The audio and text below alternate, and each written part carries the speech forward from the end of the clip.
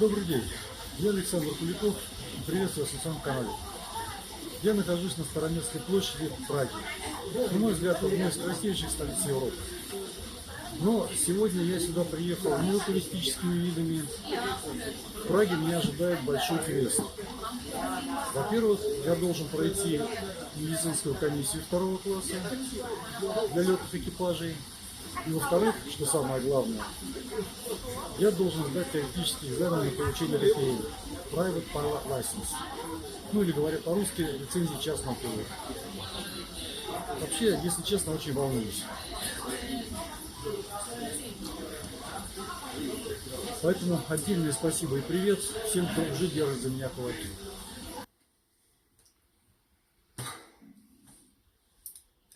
Ну что ж, время Че.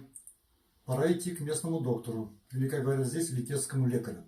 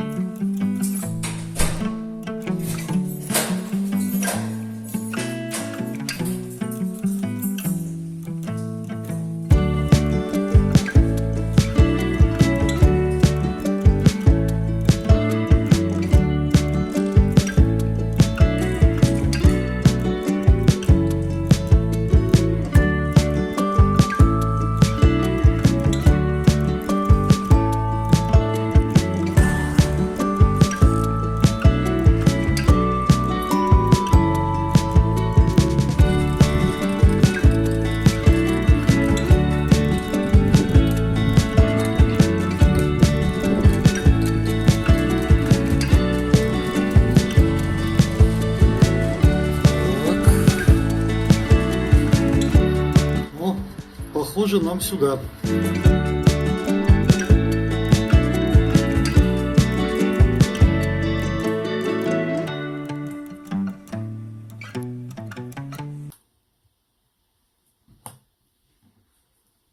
Ну, как вы понимаете, внутри мне поснимать, разумеется, не дали.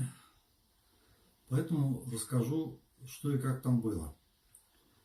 Ну, во-первых, литецкий лекарь пан Мелиховский оказался очень милым и доброжелательным дядькой. Вся медкомиссия заняла, как и было написано на сайте, около часа. При этом никаких справок из дома я не привозил. Это не нужно. Все, что вам нужно на медкомиссию, это паспорт, деньги, очки, если вы их носите. Перед началом медкомиссии вам дают стаканчик для анализа мочи. Анализ крови не берут. И вы должны заполнить 2 анкеты. Фамилия, имя, где родился, когда родился, чем болел, чем не болел и так далее. Сама медкомиссия, в общем, ничего такого сложного не представляет. Раздевайтесь до трусов, меряют ваш рост, вес, делают кардиограмму, измеряют давление. Доктор делает внешний осмотр. Поскольку я ношу очки, он довольно долго гонял меня по зрению.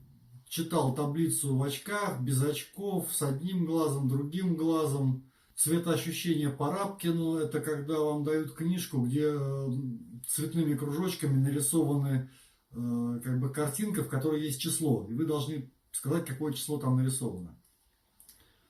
Вот. Ну, все это я благополучно прошел. А вот, допустим, слух практически не смотрели совсем.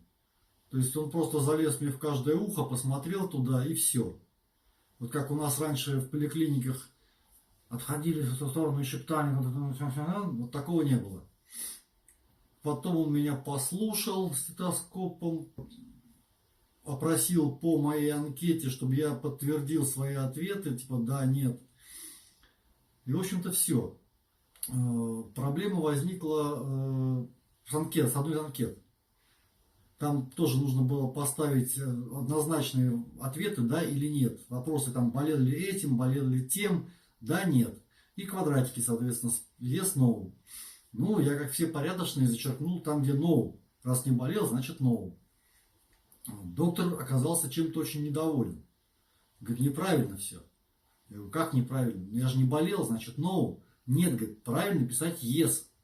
Я говорю, как же yes, когда no? Я же не болел. В общем, я 4 раза переписывал эту анкету, и доктор каждый раз был недоволен. У меня вообще возникло ощущение, что моя, так сказать, тупость начинает его подбешивать. Но тут, на счастье, оказался поблизости человек, который хорошо говорит по-русски. И он-то мне объяснил, что доктору нужно, чтобы я зачеркнул неправильные ответы и оставил правильный.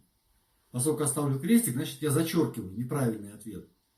То есть все недопонимание было из-за различного менталитета. Потому что мы в России обычно зачеркиваем, ставим крестик там, где правильный ответ. А здесь требовалось точно наоборот. Вот. Ну, в общем, благополучно 5-й раз переписав анкету, я сдал медкомиссию. Вот. Получил сертификат 2 класса. Вот такая вот бумажка. Ну, теперь у меня есть еще 1,5 дня до теоретического экзамена. Так что можно пойти погулять по городу и полюбоваться красотами Праги.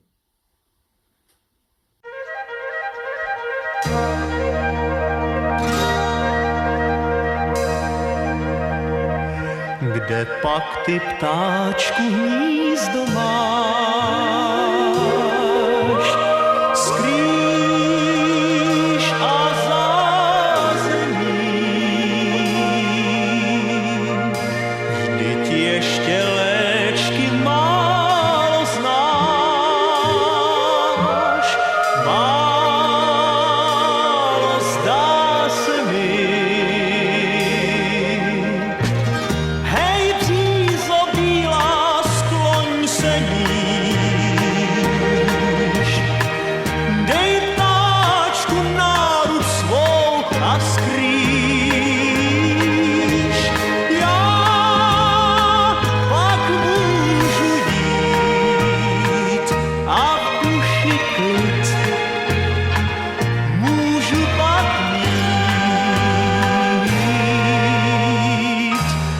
Pak ty, ptáčku, hnízdo máš? Kam dnes půjdeš spát? Až sníh a mráz dá loukám plášť, sám se začnu bát. Hej, břízo bílá, skloň se níž. Dej ptáčku náruč svou a skrýš. Já pak můžu jít a v duši klid můžu pak mít. Já pak můžu jít a v duši klid můžu pak mít. Kde pak ty, ptáčku, hnízdo máš? Kde pak ty, ptáčku, hnízdo máš? Kde pak ty, ptáčku, hnízdo máš?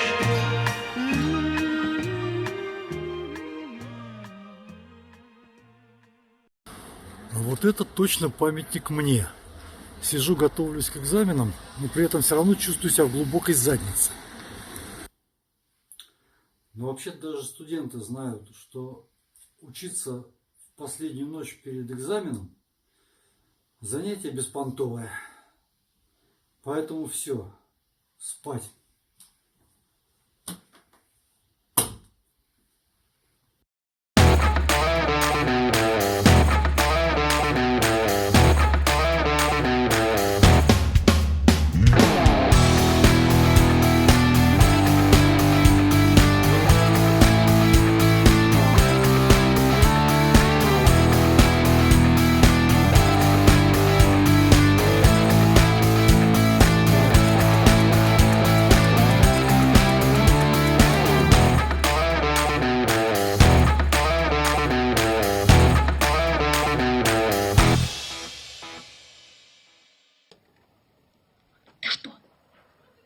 Спокойно. Понятно.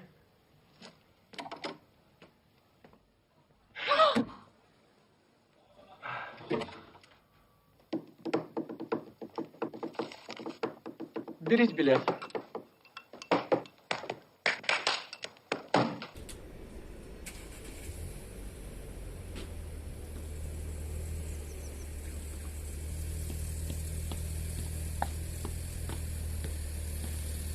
Yes, я сделал это. О,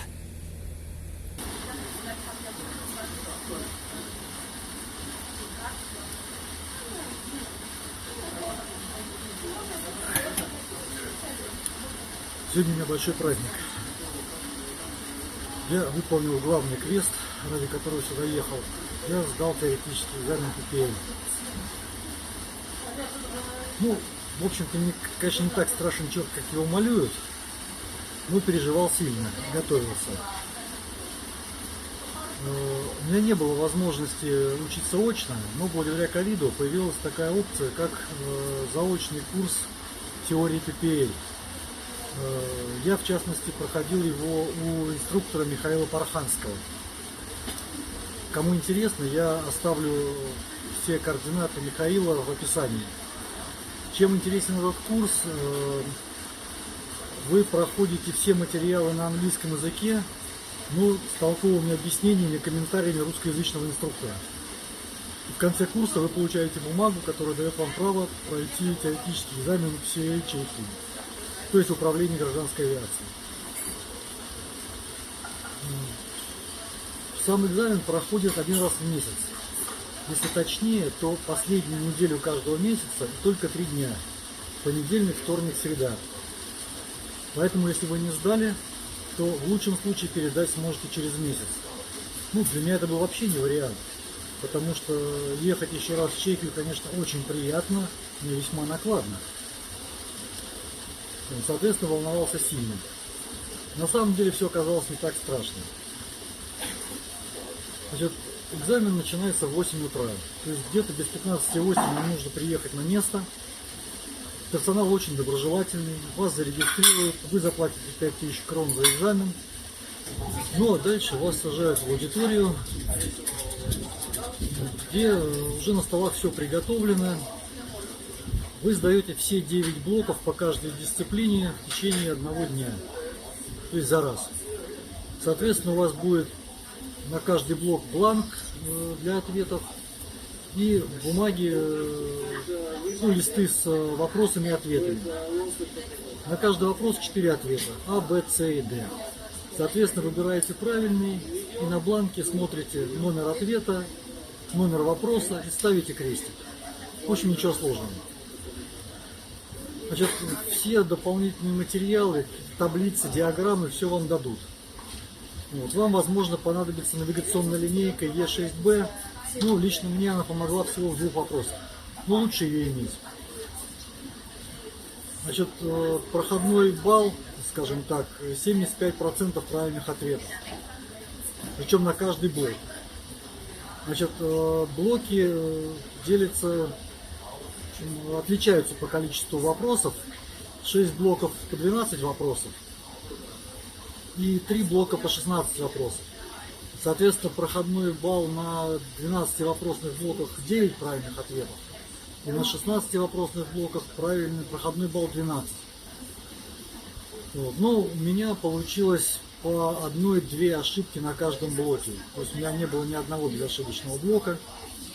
Тем не менее, на весь экзамен у меня ушел где-то час 45 минут. При 120 вопросах, соответственно, чуть больше минуты на каждый вопрос. Ну, в общем, в целом все было ожидаемо. Те материалы, которые Михаил давал нам для подготовки, практически на 75% встречаются в экзаменах. У меня было 2 или 3 вопроса, которые не разбирались непосредственно в этих материалах, но которые можно самому сообразить, если вы готовились. Вот. Все остальные вопросы вообще абсолютно идентичны тому, что разбирались. Вот. Так что поездка удалась. Все отлично. Сегодня отдыхаем. Завтра можно домой.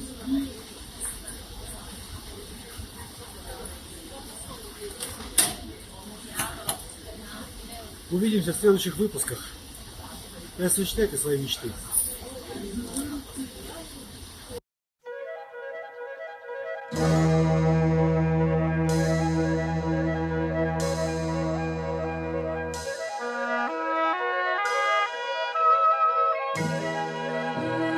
Thank you.